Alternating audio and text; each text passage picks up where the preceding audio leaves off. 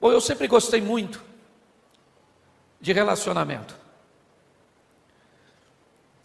Eu acredito que você já sabe, mas meu pai se casou 8 vezes, ou teve 8 relacionamentos. Eu sou filho do segundo, depois ainda teve mais 6. Morreu em abril do ano passado, com desejo de casar de novo. Mas não conseguiu concretizar seu sonho. Talvez concorrer com o Fábio Júnior, ou com a Gretchen. Certo? É só uma brincadeira.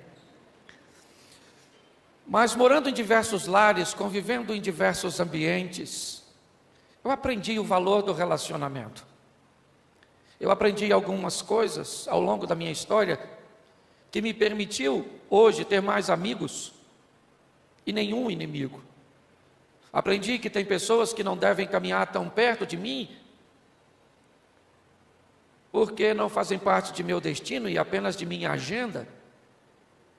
Isso não faz delas melhores ou piores, diz apenas quem eu sou, e eu posso e tenho o direito de trazer para perto da minha vida, dos meus negócios, da minha família, do meu ministério, as pessoas que passam na minha avaliação.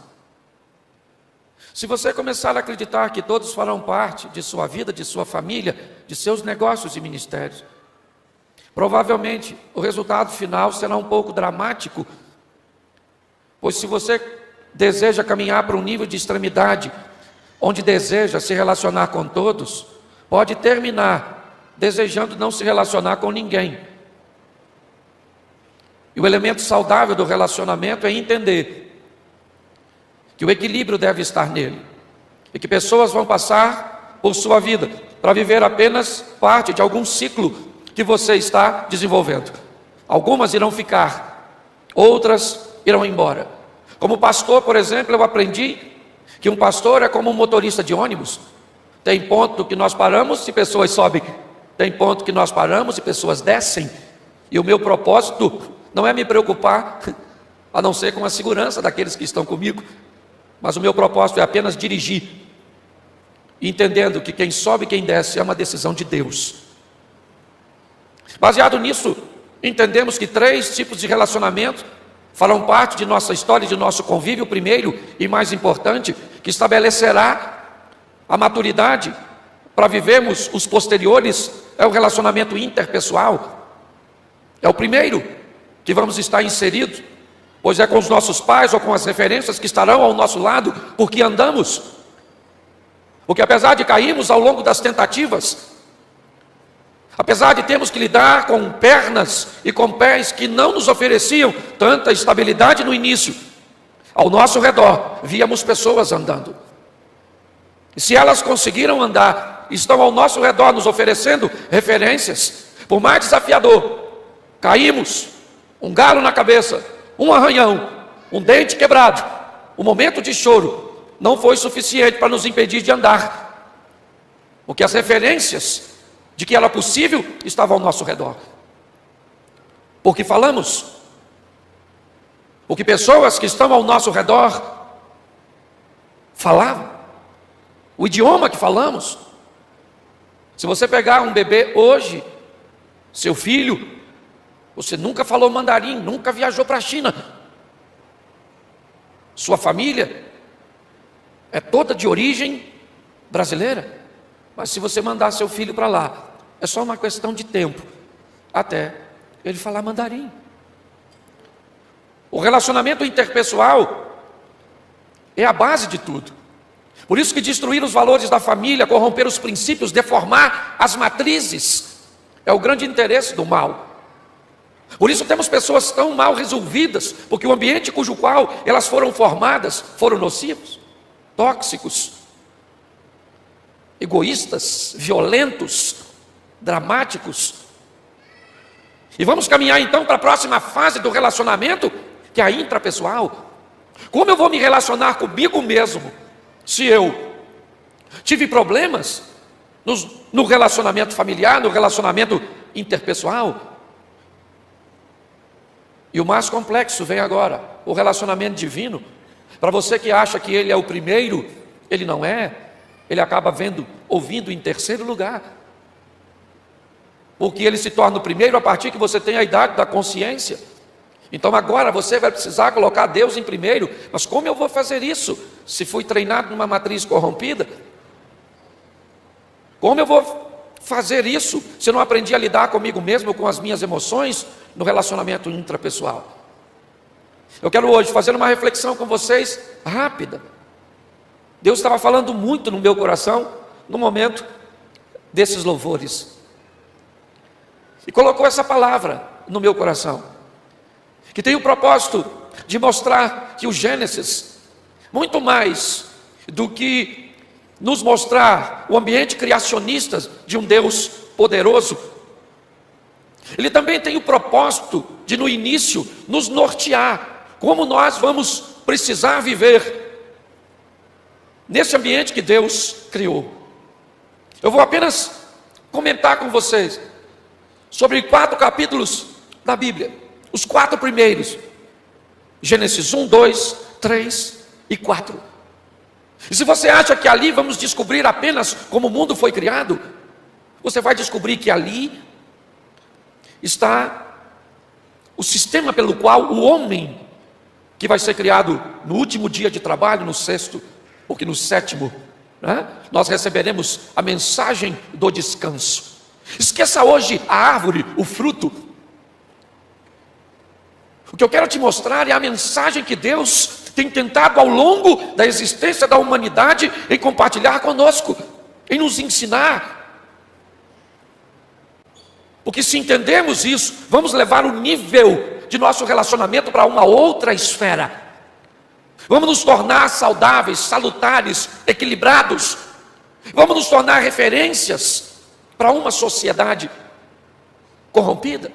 Hoje, principalmente no ambiente corporativo, nas palestras, no coaching e na modernidade ou pós-modernidade, como queira, que estamos enfrentando, ouvimos falar das réguas que medem. Vemos os desequilíbrios de dizer que algumas pessoas estão medindo com a régua dos outros. Mas se você vai se relacionar com Deus, lembre-se que Deus não usa régua, Ele usa balança. Que Deus não está importando com o seu tamanho, Ele quer saber seu peso. Por isso que o menor, que algumas pessoas acham que é uma visão depreciativa, não, é um menor pesado. Pesado forte na balança e achado em falta. Lembra da interpretação de Daniel, do filho de Nabucodonosor? Deus está querendo que você seja pesado. Pesado para desequilibrar qualquer ambiente que você chega, porque você não chega sozinho, você chega municiado pela palavra de Deus. Os anjos chegaram contigo, a graça e a misericórdia de Deus chegou. E se você chega com a luz, as trevas terão que ir embora. Descubra como adquirir mais peso no reino. E onde você chegar, querido, a balança vai pender para o seu lado. Ah, pastor, lá na minha casa só eu que sou cristão sofro muito. Então pare de crescer e se torne mais pesado. Porque aí quando você chegar, os anjos chegou e está dominado, está tudo dominado. Entendeu? É assim que funciona. Então vamos dar uma olhadinha rapidinho. Se você tem Bíblia, abra. Se você não tem, deveria ter. Se você não trouxe, mesmo tendo, não vou nem dar sentença. Gênesis 1:1 diz assim: no princípio criou Deus os céus e a terra. Feche seus olhos. Senhor nosso Deus e Pai, em nome de Jesus, eis aqui a Tua palavra, continua falando conosco, usa-me como um canal de bênção nesta hora, pelo poder do nome de Jesus. Você pode dizer amém? Preste atenção, que no ambiente de criação, vamos ser norteados por Deus, sobre qual será o estilo de vida do ser humano. Quando Deus começa a criar, Ele começa a chamar à existência as coisas que não existem, como se ela já existisse. Nós vemos esse texto em Romanos 4,17, quando o texto está falando de Abraão, e diz que Deus o constituiu por pai de muitas nações. Um Deus que chama à existência as coisas que não existem, como se ela já existisse. E disse Deus, haja luz, e houve luz. O que é isso? O que Deus está dizendo e mostrando, reforçando isso no Novo Testamento, falando de Abraão, que é o pai da fé, é que o ser humano por mais hábil, por mais destro, por mais conectado que ele seja, ele vai precisar entender uma coisa: o estilo de vida daquele que Deus criou será a fé. É importantíssimo entender. Por que pessoas abastadas, por que pessoas realizadas, por que pessoas que têm tudo para ser felizes e não são? Tem todos os recursos e você não encontra.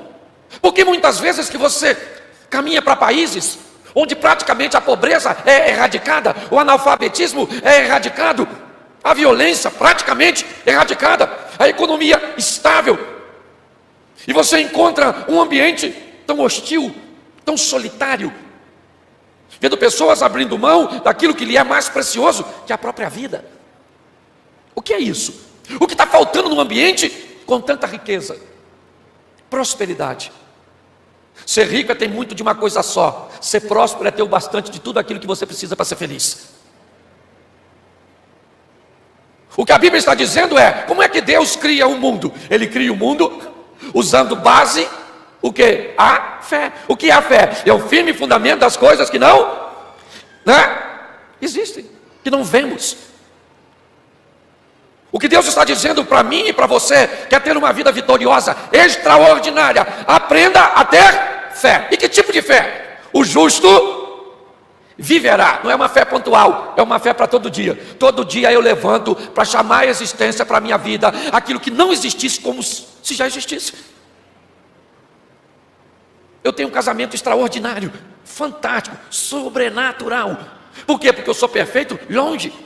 Na dinâmica do meu casamento, minha mulher é muito melhor do que eu. Ela saiu, eu posso falar.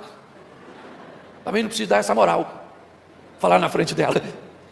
Mas você sabe por que eu tenho um casamento extraordinário? Porque todo dia eu digo que ele é extraordinário. Você acredita que de tanto eu falar, ficou? Está até ficando sem graça.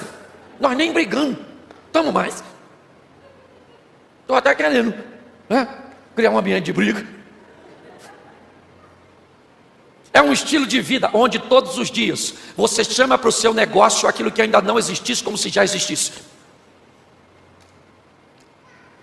Todos os dias você chama para a sua vida, para a sua caminhada de fé, para a sua família, para seus filhos. Entra no quarto dos seus filhos e chama para a existência de seus filhos aquilo que ele ainda não faz, mas vai fazer. Aquilo que ele ainda não é, mas ele será.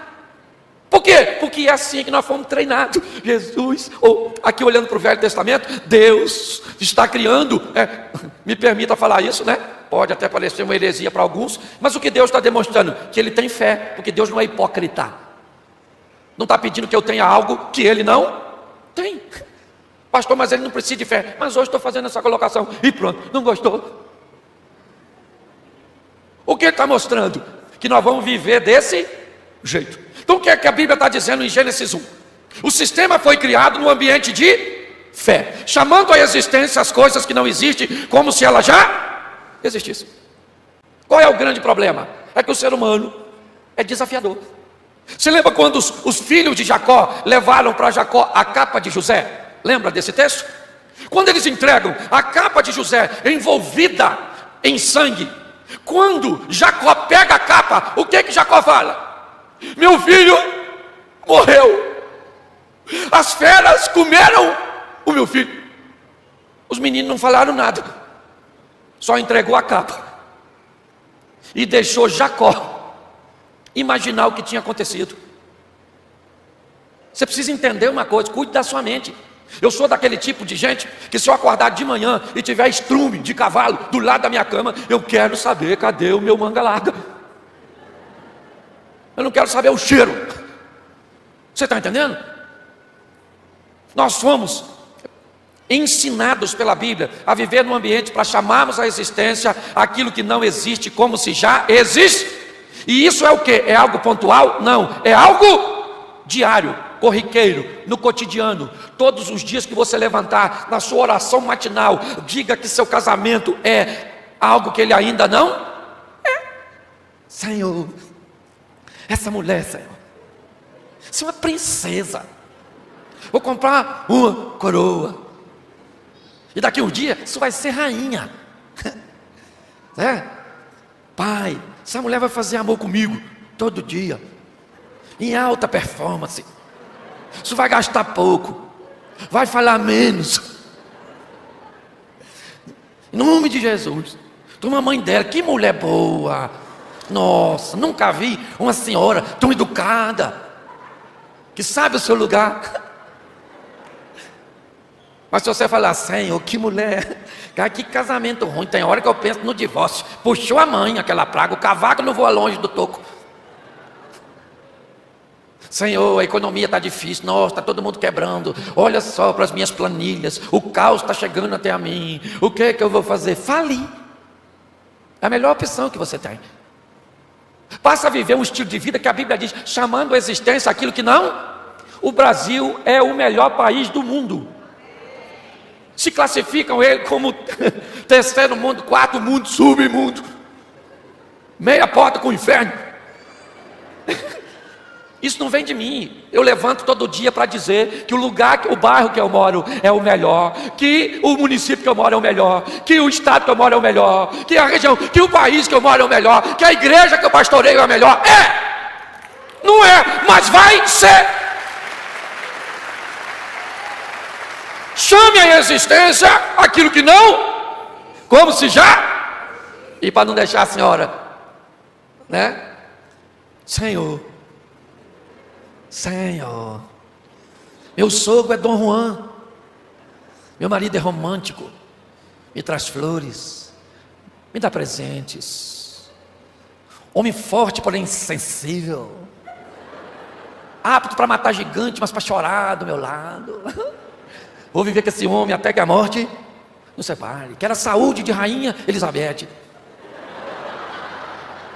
a prima do Highlander. Isso aí, para morrer tem que cortar a cabeça. Escute só, entenda bem. Esse é o ambiente que Deus nos chamou. Como é que o homem vive? Ele vive me ajuda aí, ele vive e uma fé que seja diária, crescente. Nós vamos viver de fé, porque a fé da manhã será maior que a de hoje. E com a fé de amanhã maior que a de hoje, a glória de amanhã será maior que a de hoje. Bom, mas como nós não podemos ficar só nas notícias boas, vamos descobrir que o início da Bíblia também fala do oponente, o Satanás, o lapeta. Fala assim, lapeta. Isso, nunca fale com C, que é um chamamento. Para que falar? Fale lá. Quem é você? O lapeta, o lapeta, o lá. Nunca cá. Para que eu vou falar cá? Se eu posso deixar o peta lá. Mas a Bíblia vai me dar uma direção poderosíssima. Se você quer aprender a viver bem, descubra que muito mais do que Deus, nós temos que o mais rápido descobrir que temos um oponente. Por quê? Porque Deus cria o homem para viver pela fé. Mas no jardim ele também cria o limite. Pensa num troço que nós não gostamos. Limite. Tem gente que diz, se apega à árvore. Ah, pastor, por que é que Deus coloca uma árvore? Eu nem sei se é árvore. Não sei nem que fruto é. Aliás, não estou nem preocupado. Eu só sei que a mensagem é: Deus cria tudo, diz que o homem vai viver mas estabelece um limite para ele, dizendo: para viver comigo tem que entender que eu sou maior que você.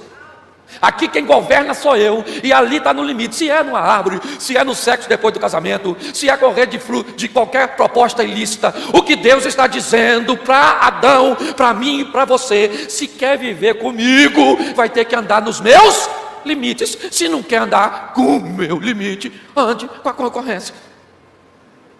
O chifrudo, que diga-se de passagem, nem sei se tem chifre, até porque não tem mulher.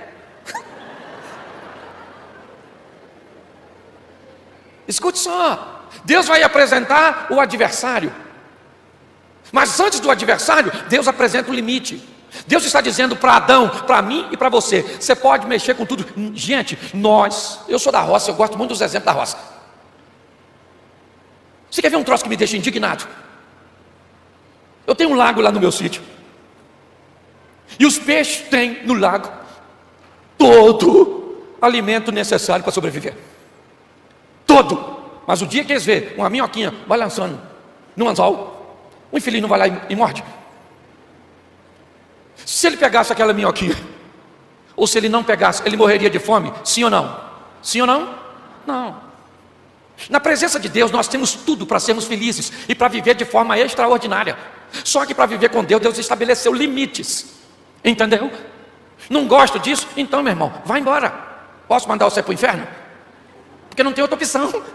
Assim, eu não tenho assim um abismo onde não tenha nada. Não tem, filho. Ou é a cruz, ou o garfo.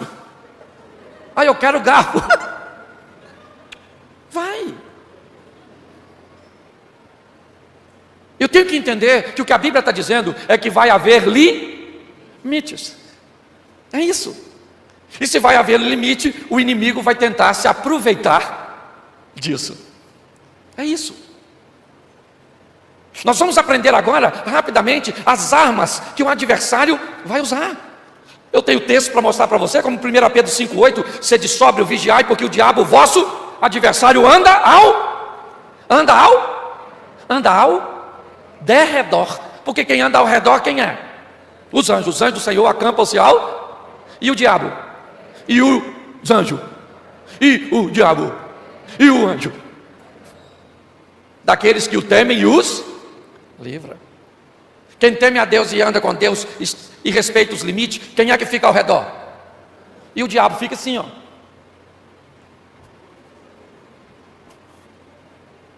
Pastor, foi isso que o diabo falou para Deus quando eu estava conversando a respeito de Jó. Sabe o que o diabo disse para Deus? Eu não posso mexer em nada dele. Tudo que ele tem o Senhor protege. Eu não mexo em nada dele, porque ao redor dele estão os teus.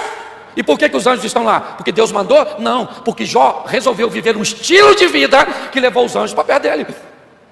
Se os anjos vivem ao redor, o diabo tem que ficar assim, ó, só dando uma olhadinha no seu casamento.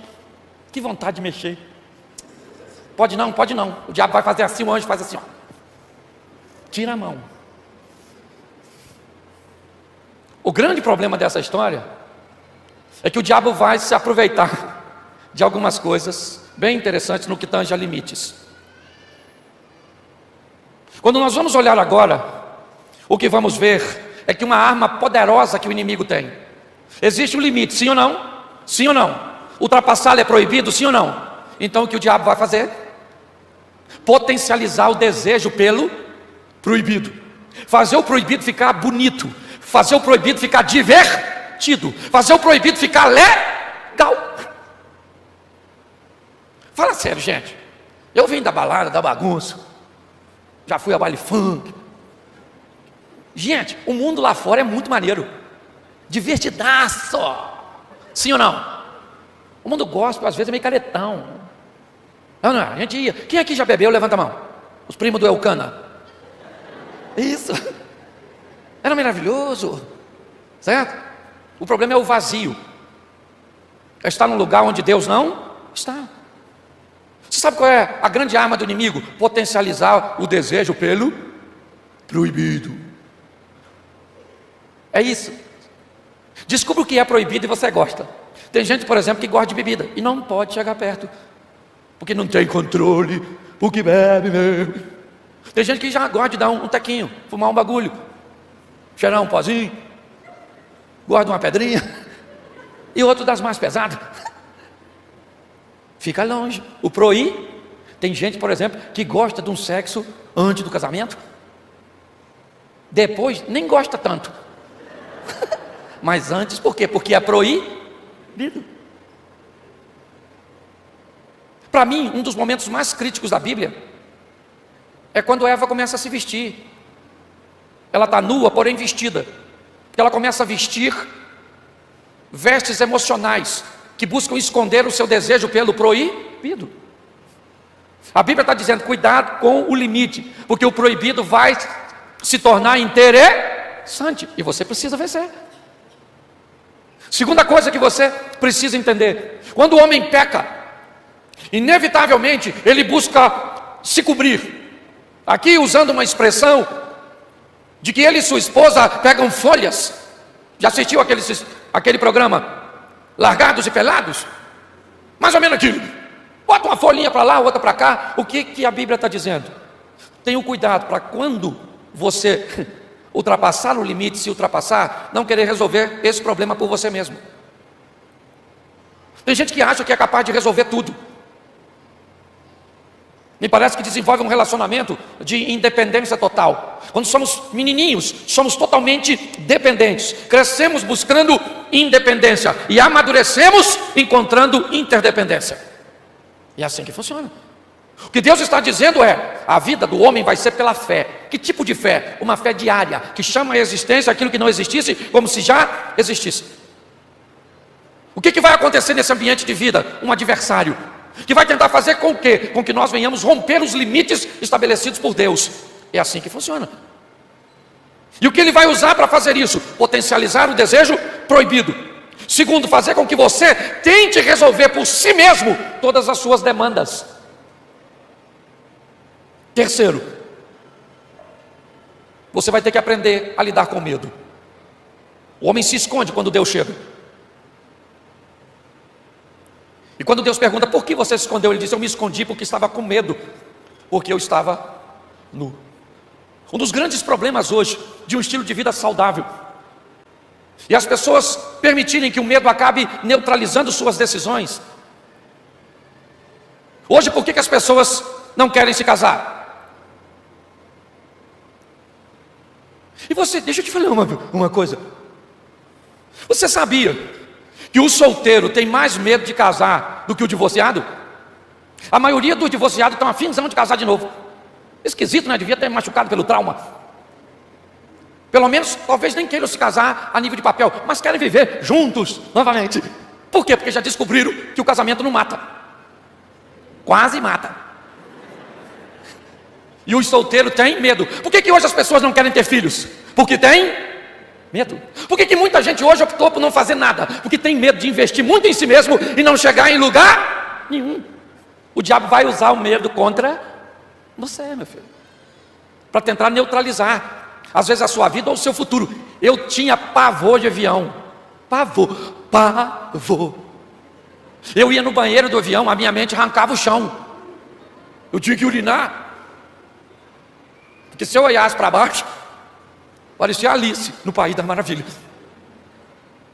Hoje eu tenho medo. Mas pastor, eu tenho medo. Eu entro no avião, eu já falo com Deus: Senhor, isso é pesado. O Senhor criou a lei da gravidade. Isso para cair basta um pouquinho. Aliás, o meu adversário que anda ao derredor, se pudesse, derrubava. Então não deixe nenhum anjo faltar. Mas você imagine, se eu não tivesse vencido esse medo, eu não estaria aqui. Esse dia eu estava num voo, pousando em Guarulhos, quando de repente teve uma explosão do lado de fora. A mulher que estava do meu lado começou a gritar. E eu, macho, sério. Ela falou: abre a janela, moço. Eu falei: dona, eu não sei o que está acontecendo lá fora. Se souber, não vou lá. Então deixa quieto. Fechei meu olho. Pousou, ela falou assim: nossa, o senhor não estava com medo? Eu nem respondi, de tanto medo que eu estava.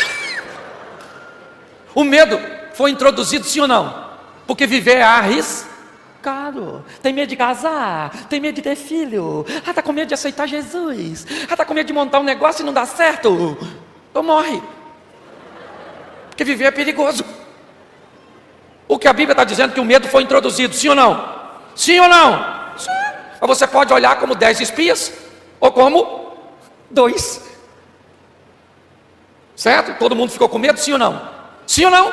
Mas 2 mesmo, apesar do medo, vieram e disseram: não, nós vamos entrar lá e vamos arrebentar aqueles caras, os caras. Então para com esse negócio de medo. Deixa eu adiantar aqui. Outra coisa que você vai ter que aprender a lidar, que a Bíblia fala logo no início: a omissão da responsabilidade. Tem gente que não assume nada. Por que seu casamento está ruim? Porque ele é uma praga. E a senhora o que é? Inseticida. O que a senhora é? Ah, pastor, minha sogra é uma cobra. E você casou com a filha da cobra. Quem é que casa com um filho de cobra? Uma cobra nova. Omitindo-se de responsabilidade. Eu aprendi uma coisa no gabinete: se você escutar a história do Chapeuzinho Vermelho, o lobo sempre vai ser mau. Às vezes a pessoa entra de Chapeuzinho Vermelho no meu gabinete. Estou pela estrada fora. Aí eu falo: nossa, que esposa, Chapeuzinho. Eu estou acostumado com isso. Quem eu chamo para falar comigo? O suposto lobo mau. Aí ele vem uns dias depois. Eu olho, entra na porta. Um lobão. O que você tem esses olhos tão grandes? Senta aí. De repente, você já foi aqueles brinquedos de parques que a mulher vira o gorila? Já foi nisso? Pois é, eu vou olhando para o lobo. E o lobo vai contando a história. E eu começo a ver os pelos desaparecer, a capinha vermelha formar. E eu descubro que na primeira visita eu conversei com o lobo mau. E na segunda me apareceu o Chapeuzinho Vermelho. Porque pessoas sempre omitem. Eu acho o maior barato. Deus chega, olha só, Deus chega e fala assim: aí Adão, que parada foi essa, maluco? Ele falou: vou explicar ao senhor. Foi a mulher que o senhor me deu. O senhor, em parceria com essa dona, lascou minha vida. Aí Deus foi para a mulher para dar: e você, Eva? Eva falou: eu? Uma serpente aí. O Satanás. Figurado na serpente, imagino eu que nenhum bicho passou perto no momento. Porque se tem um ratinho, a serpente falava: foi ele. O que a Bíblia está dizendo é o seguinte: você quer resolver problema? Encare. Pare de se omitir de responsabilidade. Seu casamento está ruim, não precisa mudar 100%, muda só 50%. Os outros 50% fica por conta do outro e dá 100% do mesmo jeito. O problema é que ninguém muda nada, porque não olha para as suas responsabilidades. O camarada queria se separar porque estava angustiado com a mulher, porque a mulher não estava escutando. E ele procurou um conselheiro e falou: me ajuda aí, pô, minha mulher não está escutando, eu estou ficando doido. Eu falo, ela não me responde. E o homem muito sábio disse para ele: faz o seguinte, cara, mede a distância. Entendeu? Pergunta a ela algo, se ela não escutar, chega mais perto, pergunta de novo. Quando ela te responder, você descobre a distância que você tem que falar. Ele falou: claro, isso vai ser bom, porque está difícil de lidar com ela. Aí ele foi e falou assim: meu amor, o almoço está pronto? Nada da mulher responder. Aí ele aproximou: amor, o almoço está pronto? A mulher não aproximou, não falou nada.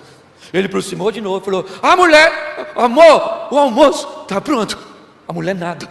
Aí ele chegou pertinho assim e falou: amor, o almoço está pronto? Ela falou: cara, já falei 3 vezes que está. Ou seja, o surdo era ele. E ele achando que era ela. Você quer resolver seus problemas? Aprenda que a Bíblia está dizendo que você tem que assumir suas responsabilidades. Logo, também nós vemos uma outra arma e um ambiente: a inveja. Vem logo no início. Ter o que o outro não tem. Gente, isso é difícil. Difícil pra caramba. Porque é muito mais de ter as coisas, nós queremos mais para mostrar para os outros. Sim ou não? Não? Ah, só eu. Se você tem um iPhone 6, o que você faz com ele? Bolsa. Vai atender. Dá licença um minutinho.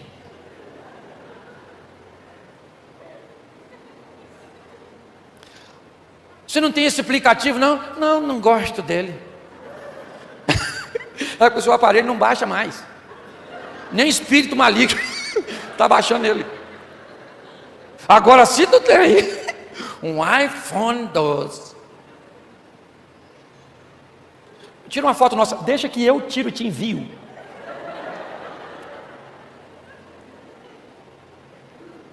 Sim ou não? Porque, gente, ter as coisas é um negócio extraordinário. Diz que um camarada estava preso numa ilha com a Sharon Stone. Depois de 3 meses, os dois sozinhos, ele começou a conversar com a Sharon Stone para saber se havia possibilidade dela fazer amor com ele. Ela relutou por um tempo, mas depois, devido às necessidades e à insistência dele, ela falou assim: eu faço, mas quando nos recolherem aqui, se você falar para os outros que fez amor comigo, eu vou dizer que é mentira sua. Ele falou: então não quero. Se eu não posso mostrar para os outros que fiz, que tenho. A maioria de nós que estamos aqui temos tudo o que precisamos. Nós não temos tudo o que queremos, mas temos tudo o que precisamos. A grande verdade é essa, sim ou não? Nós queremos muita coisa, louvado seja Deus. Não estou dizendo para você sair desse ambiente de ambição, né? Saudável não. Mas na maioria de nós já temos aquilo que precisamos. Vamos ter que vencer a inveja. Esses dias, gente, se eu juntar minha rede social toda, eu devo ter uns 14 milhões de pessoas. Esses dias, estou eu olhando a rede social de uma outra pessoa e vi que tinha mais visualização que eu. Fiquei com a raiva na hora. Depois fui conversar comigo. Que é isso, Cláudio? Lidar com inveja é um negócio difícil. Não sei para você, para mim é. Eu vejo uns meninos desses cantando. Que vontade de cantar. Eu vejo um menino daquele ali, estava tocando, mexendo no aparelho, com um computador do lado. Eu achei até que era uma menina, porque só a mulher faz um montão de coisa ao mesmo tempo. Estou brincando, viu? Com os rapazes que estavam ali. Nós vamos ter que aprender a lidar com a inveja. Por quê? Tudo isso fez o homem sair do Éden, sim ou não? Sim ou não? O homem foi expulso, sim ou não? Mas do lado de fora, Deus fez uma roupa de pele. Olhe bem, Deus colocou para fora, é verdade, mas fez uma roupa de pele. E para fazer uma roupa de pele não era sintética. Alguém teve que morrer para cobrir o homem, porque Deus é justo, mas é misericordioso, e está entrando em cena agora para agir de uma forma extraordinária, para nos devolver. Porque quando Ele tira o homem do Éden, Ele tira o homem da possibilidade de voltar para Ele através da árvore da vida. Mas a Bíblia diz lá no Novo Testamento que se o pecado entrou por um homem, ele também vai sair por um homem. Jesus Cristo o justo vai derramar seu sangue para nos dar a vida eterna. Apocalipse capítulo 2, a Bíblia nos diz: ao que vencer receberá o direito de comer da árvore da vida que está no meio do paraíso de Deus. Você quer descobrir como é que vive? Leia os 4 capítulos primeiro, já vai te dar uma ajuda tão grande. Entendendo que apesar de tudo isso, temos um sistema de resgate. Lembra dos resgate do soldado Ryan? Deus enviou alguém para me resgatar e resgatar você. Aprenda a viver nesse mundo, porque vai ficar mais fácil. Você pode ficar de pé? Fique de pé. Feche seus olhos rapidinho. Perdão porque eu passei um pouquinho do horário, mas eu tinha que concluir. Feche seus olhos aí, poxa. Só porque eu sou carioca? Acho que eu vou roubar alguma coisa. Estou brincando. Fecha seus olhos, curioso. Alguém no teclado, por favor? Me ajude aqui, rapidinho, rapidinho. Deus está preocupado com sua vida. Deus está preocupado com seu sucesso. Seu sucesso não tem a ver com o seu tamanho, tem a ver com o seu peso. Deus tem te dado informações. Deus tem agregado valores. Você não está impedido de crescer. Você só não pode achar que porque cresceu, o crescimento por si só te trouxe relevância. Deus quer que você seja pesado, porque é o peso que traz relevância. Deus tem te atraído a esse lugar, a esse ministério, a sua palavra. Talvez você se desviou por algum tempo por não saber lidar com as estratégias do inimigo, com os limites estabelecidos por Deus. Mas Ele tem te dado uma oportunidade. Se nessa manhã você quer voltar para os caminhos do Senhor, se nessa manhã você quer receber Jesus pela primeira vez, entendendo a preocupação, o cuidado, o investimento que Ele faz por você, a hora é essa. Se tem alguém aqui agora, só se tiver, todos os impedimentos são tirados, todo o jugo é quebrado, todas as correntes são destruídas, para que você tome essa decisão. Se você quer voltar para Jesus ou recebê-lo hoje, deixar que Ele comande a sua vida, eu queria que você levantasse a sua mão agora, se tem alguém assim. Levante bem alto para que eu veja. Tem uma pessoa aqui, tem lá atrás. Levante a mão, lá atrás tem. Faz o seguinte, chega aqui pertinho de mim, só para me tocar em você aqui embaixo. Sai do seu lugar agora e vem aqui rapidinho. Tem que ser rapidinho. Sai do seu lugar, Deus está mandando você sair. Sai, essa é a manhã que Deus preparou para você. Vem, isso. culto está acabando e nós não podemos ir com você, mas tem alguém aqui que pode. Esse alguém é Jesus. Isso, vem para cá. Isso, glória a Deus, glória a Deus, glória a Deus. Isso, não está completo sem você. Tem mais alguém? Tem mais alguém? Não? Fale agora ou cale-se até o próximo culto.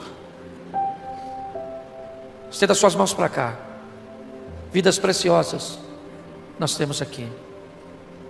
É uma manhã de salvação.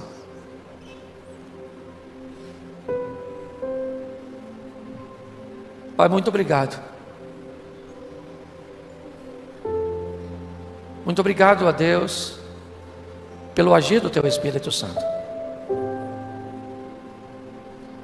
pelo Teu mover sobrenatural no coração dos Teus filhos, das Tuas filhas.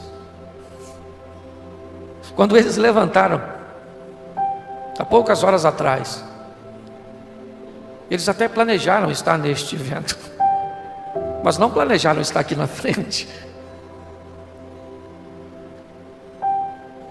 porque não foram eles que te escolheu, foi o Senhor que os escolheu. Recebe os teus filhos e as tuas filhas nesta manhã, dando forças para muito mais do que um dia de fé. Eles tenham uma vida de fé, que entendam e respeitem os limites, que descubram o poder e a estratégia do adversário. Mas o adversário está ao derredor, porque ao redor estão os anjos. Muito obrigado por essas vidas. Recebe nesta manhã, escreve seu nome no livro da vida, de onde jamais será retirado, pois a decisão que eles tomam aqui irão trocar apenas por uma coroa de glória no teu reino. Te damos graças em o nome de Jesus. Você pode aplaudir e fazer barulho ao Senhor. Que Deus abençoe a todos. Aleluia.